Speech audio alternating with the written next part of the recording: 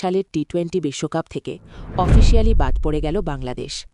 ICC অর্থাৎ আন্তর্জাতিক cricket council চূড়ান্ত সিদ্ধান্ত জানিয়ে দিয়েছে, টাইগারদের জায়গায় এবার বিশ্বকাপে খেলবে স্কটল্যান্ড। কিন্তু প্রশ্ন একটাই, হঠাৎ এত কঠোর সিদ্ধান্ত কেন? পর্দার আড়ালে ঠিক কী ঘটেছিল? চলুন পুরো বিষয়টা একটু ধীরে বুঝে নিই। ভারত ও শ্রীলঙ্কার যৌথ আয়োজনে আগামী 7 ফেব্রুয়ারি থেকে শুরু হতে যাচ্ছে টি-20 বিশ্বকাপ। কিন্তু ঠিক এখানেই তৈরি হয় সমস্যা। বাংলাদেশ ক্রিকেট বোর্ড স্পষ্ট জানিয়ে দেয়, তারা ভারতের মাটিতে গিয়ে খেলতে চায় না। এই সিদ্ধান্ত ঘিরেই শুরু হয় তীব্র বিতর্ক।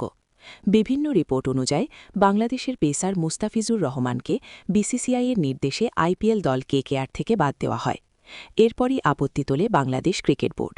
তাদের দাবি, ভারতে ম্যাচ খেললে নিরাপত্তা নিয়ে তারা নিশ্চিত নয়। তাই আইসিসিকে অনুরোধ করা হয়, বাংলাদেশের ম্যাচগুলো যেন ভারতের বদলে শ্রীলঙ্কায় আয়োজন করা হয়।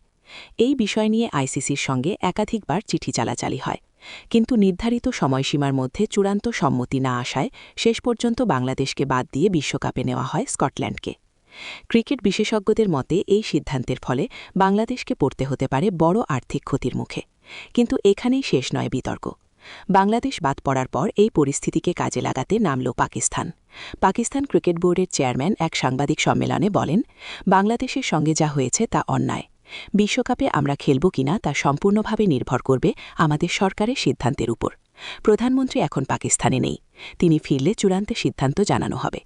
আমরা সরকারের নির্দেশ মানি, আইসিসির নয়। এই মন্তব্যের পর পরিস্থিতি আরও জটিল হয়ে ওঠে। আইসিসি স্পষ্ট জানিয়ে দিয়েছে, বড় আন্তর্জাতিক টুর্নামেন্ট বয়কট করা মানে ক্রিকেটের নিয়ম ভাঙা। এর ফল হতে পারে ভয়ঙ্কর।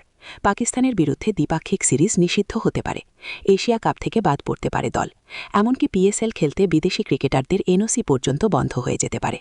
এর প্রভাব কতটা মারাত্মক? বিশেষজ্ঞদের মতে এর ফলে আন্তর্জাতিক ক্রিকেটে পাকিস্তান হয়ে যেতে পারে প্রায় একঘরে। এই পুরো ঘটনা নিয়ে আপনার মতামত কি? কমেন্ট করে জানাতে ভুলবেন না। আনফিল্টার্ড গল্পকে ফলো করে পাশে থাকুন।